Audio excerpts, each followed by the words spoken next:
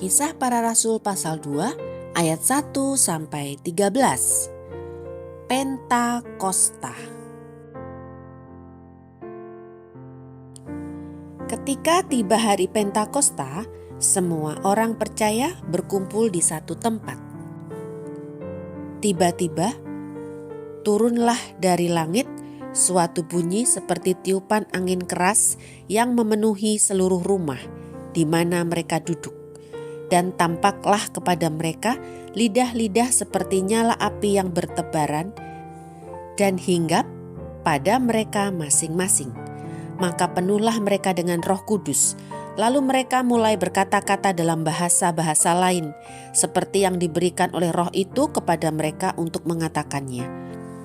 Waktu itu di Yerusalem diam orang-orang Yahudi yang saleh dari segala bangsa di bawah kolong langit.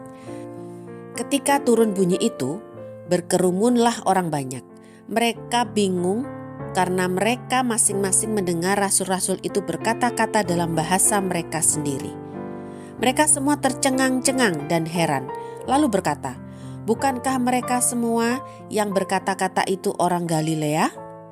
Bagaimana mungkin kita masing-masing mendengar mereka berkata-kata dalam bahasa kita sendiri, yaitu bahasa yang kita pakai di negeri asal kita?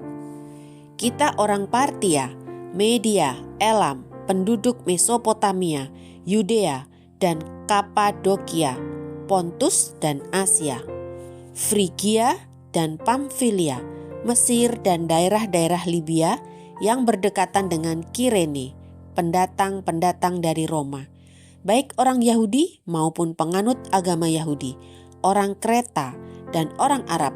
Kita mendengar mereka berkata-kata dalam bahasa kita sendiri tentang perbuatan-perbuatan besar yang dilakukan Allah.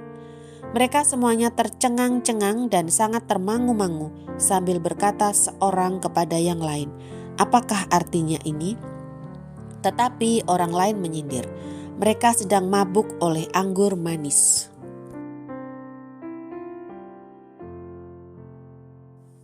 Ayat 14 sampai 40. Khotbah Petrus. Maka bangkitlah Petrus berdiri dengan ke-11 rasul itu, dan dengan suara nyaring ia berkata kepada mereka, "Hai kamu orang Yahudi dan kamu semua yang tinggal di Yerusalem, ketahuilah dan camkanlah perkataanku ini.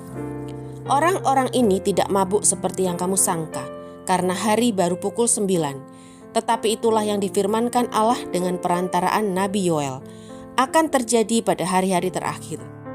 Demikianlah firman Allah, bahwa aku akan mencurahkan rohku ke atas semua manusia, maka anak-anakmu laki-laki dan perempuan akan bernubuat, dan teruna-terunamu akan mendapat penglihatan-penglihatan, dan orang-orangmu yang tua akan mendapat mimpi.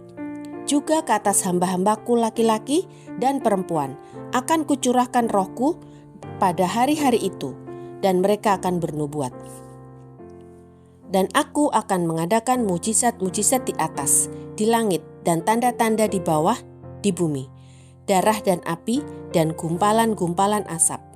Matahari akan berubah menjadi gelap gulita, dan bulan menjadi darah sebelum datangnya hari Tuhan, hari yang besar dan mulia itu. Dan barang siapa yang berseru kepada nama Tuhan akan diselamatkan. Hai orang-orang Israel, dengarlah perkataan ini.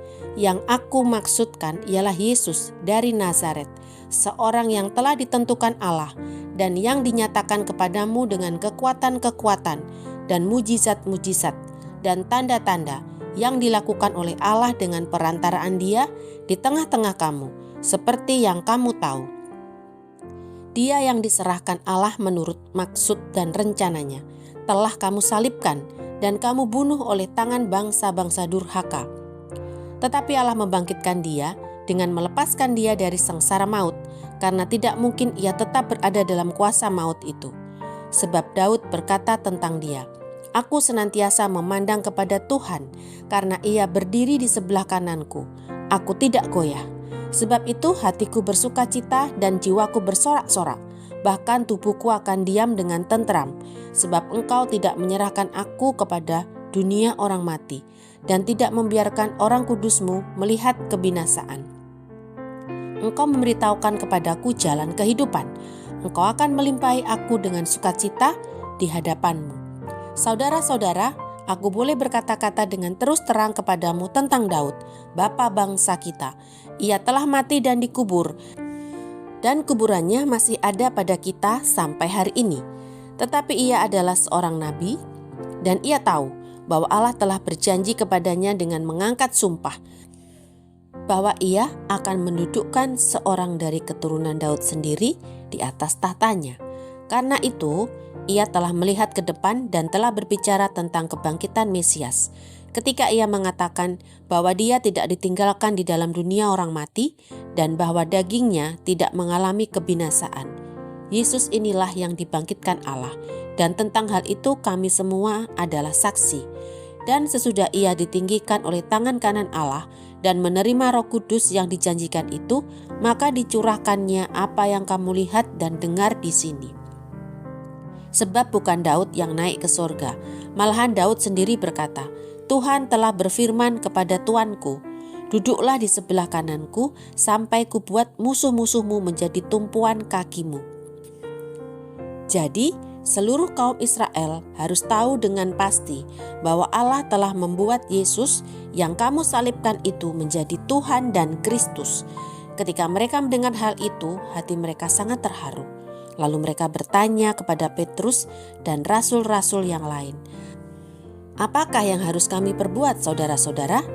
Jawab Petrus kepada mereka, bertobatlah dan hendaklah kamu masing-masing memberi dirimu dibaptis dalam nama Yesus Kristus untuk pengampunan dosamu, maka kamu akan menerima karunia Roh Kudus.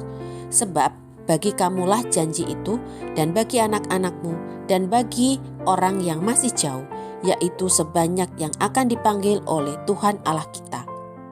Dan dengan banyak perkataan lain lagi, ia memberi suatu kesaksian yang sungguh-sungguh, dan ia mengecam dan menasihati mereka. Katanya, berilah dirimu diselamatkan dari angkatan yang jahat ini. Ayat 41 sampai 47. Cara hidup jemaat yang pertama. Orang-orang yang menerima perkataannya itu memberi diri dibaptis, dan pada hari itu jumlah mereka bertambah kira-kira 3.000 jiwa. Mereka bertekun dalam pengajaran rasul-rasul dan dalam persekutuan, dan mereka selalu berkumpul untuk memecahkan roti dan berdoa. Maka ketakutanlah mereka semua, sedang rasul-rasul itu mengadakan banyak mujizat dan tanda. Dan semua orang yang telah menjadi percaya tetap bersatu, dan segala kepunyaan mereka adalah kepunyaan bersama.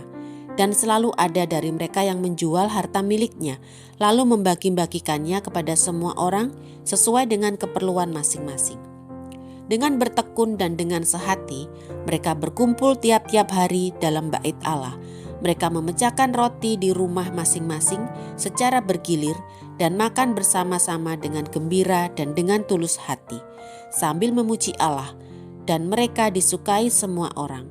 Dan tiap-tiap hari Tuhan menambah jumlah mereka dengan orang yang diselamatkan.